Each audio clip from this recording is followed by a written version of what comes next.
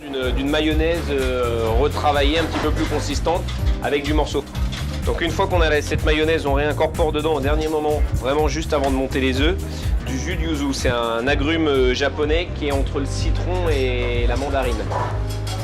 On va monter l'œuf en plusieurs étages. On va mettre une couche de mayonnaise, une couche de king crab, une couche de mayonnaise et on va finir par du king crab. Donc on met une première couche d'abord de mayonnaise dans chaque œuf.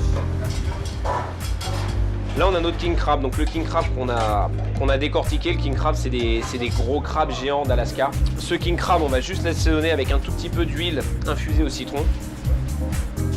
Voilà. Juste pour le lier. Deuxième étape, on va remplir un étage avec le king crab. Et là, on repart sur un étage de mayonnaise.